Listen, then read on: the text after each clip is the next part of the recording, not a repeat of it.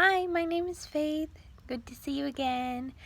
Thank you for following my channel, and if you haven't, please subscribe and like this video. But I wanted to share today of how my husband and I got married and met 7 years ago. I want to do it with him, but I really wanted today to focus on some tips and tricks for any single women out there. I know a lot of single women, and I am not one to say I was married early and fast. I was 23. A lot of people would say that's early, but to me in my culture that was very late. My grandma married at 17 and my other grandma married at 19, and my mother did get married old at 26, but she had a kid before that at 21. So 21-ish, before 21 was like marrying age for our family, and so I felt old being married at 23. Anyway, so some back history. In 15, we got married, or we met for the first time, and I had had a few relationships before that. My dating was not conventional dating. I come from a homeschool background, conservative, and I'm not 100% exactly how I used to believe, and my family has believed, but I still love God, the God of gods, Jesus Christ's Father, and He's who I follow. So that's my background, and I am the middle child of 8 kids. And we actually had a family singing band, singing group, so we went around publicly singing for the public, at parks, at nursing homes, at festivals. So my family and I learned how to do makeup and stuff. We've met a few people in Nashville that taught us how to, dress coordinatedly, all that such stuff. And now I'm even a Mary Kay beauty consultant. When I met my husband, I was hosting, me and my sister were the hostesses of a homeschool get-together event. And it was like a camp out and stuff like that. So up to this point, the few guys I had known were not from the area. I'm from Texas, and they were not from Texas. Except the last guy I dated, if you will, we Facebook chatted back then for a few months, and he was a local boy that we thought knew the Lord, but that's something very important to me, that I wanted to marry somebody that was as in love with Jesus Christ as I was. So I quickly found out he wasn't, and this kind of bummed me because it's not my religion, but my relationship with God. He really made it important for me to have someone that was saved like me. And so I told him, this young man, that it was not going to work out for me because I wanted that. I'm not saying it's a great idea all the time, but I don't judge you if you marry somebody that's not Christian. You always take it to the Lord if you're a Christian. Anyway, I say Christian loosely, but if you're a Christ follower, if you're a citizen of heaven.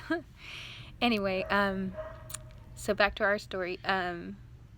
So the guy, local guy, he was not saved and didn't know the Lord as closely as I did, so I didn't want that for my family.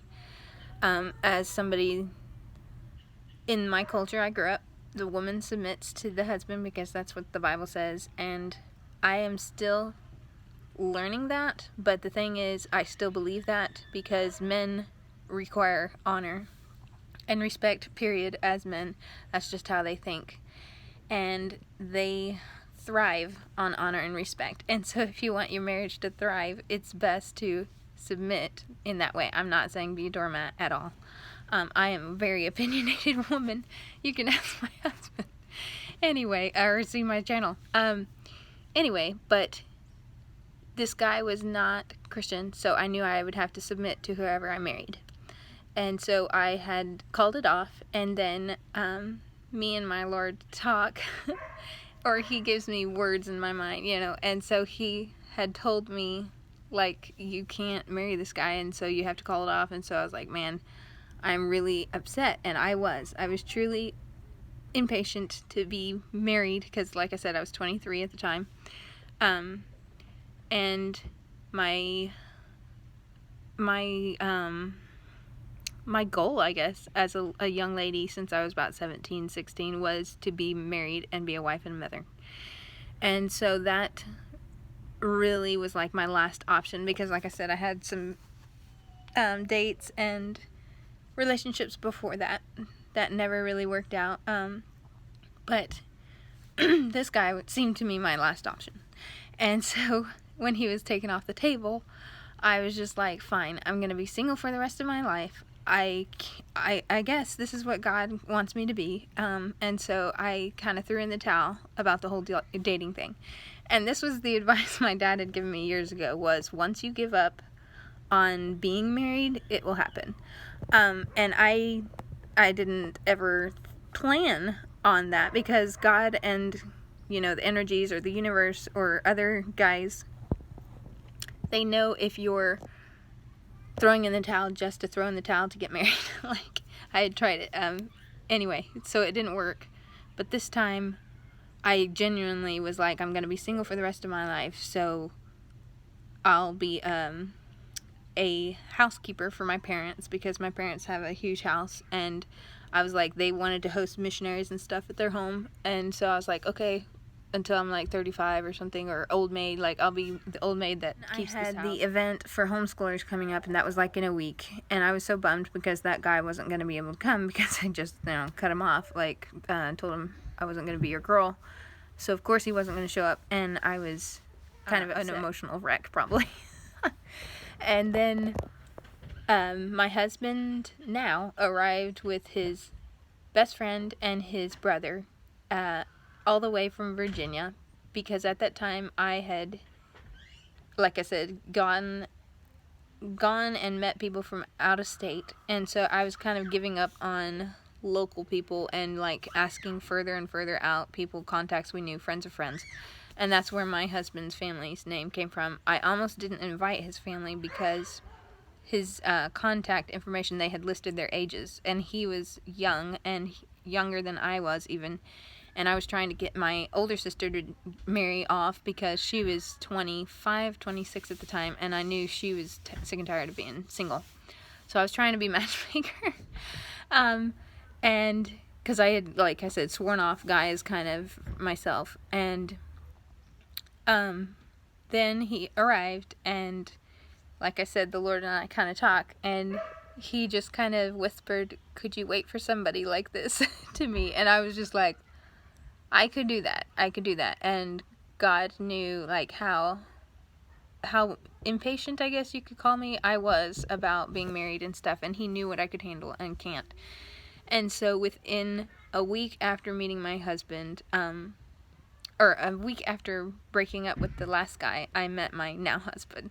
And it was such a God thing. And after that 4-day shindig or gathering, homeschool thing, then my husband went home, and they had accidentally left some stuff, and we've asked them. It wasn't purposeful. It was actually his friend left a lot of stuff by accident. And so my husband texted me about it, or emailed me. And back then, this was before text and stuff. So this was when email and Facebook was brand new. So Facebook, I think he wasn't on Facebook, but I was. And so I noticed a guy by his said he didn't want to share writing with anybody, me to share writing with anyone else. So from then on, it was like dating. And then we dated for like, again, 3 or 4 months. So total of 6 months. No, total of 6.5 months. We, from when we met, we got married. And that was a total of, I think we had seen each other in person days, probably 12. And then on the phone, of course, we had talked hours.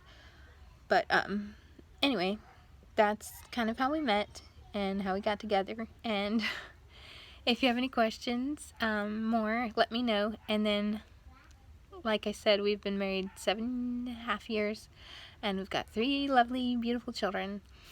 And he's built me 2 homes, and we've lived in several states around the world, or country, not world, but and we still love each other and want to hang out with each other all the time. And I guess my tips and tricks for dating would be honesty. He really liked that when I was upfront and honest about like all the controversial issues. I didn't hide any of my beliefs, and I wanted to know his, because I'm that way. And so that way I could know where he stood, so on down the road, what would I have to support, I guess, as his wife. His beliefs, I would have to help support that, even if I didn't believe 100%, and I don't with some of the stuff he believes now and has, and vice versa. We're a team, and we believe the same on major issues, or about the same, and that's how it works, and it lasts. And we just have very good communication, I would say. Not the best, nobody's ever perfect, but we are upfront and learning how to kindly say our opinions and all that. So it's been really helpful, and a journey learning from a lot of different sources. So it's basically like the biggest growth a person can have is marriage to me. And it grows you up as a person a lot, and having kids is an added layer of growth, like a major added growth. And it's all good, and it's what we humans are designed to do, is live together and support one another, and just not have a billion kids, but have kids to continue our humanity race, our human race, and add to the world we live in. Anyway, contribute. Anyway, that's my shortest version, and like I said, we'll do it sometime with hubby. Bye. Oh, and I forgot, in whatever state you find yourself, glorify God with everything you say, think, and do. And you shouldn't be able to go wrong. God bless. Bye.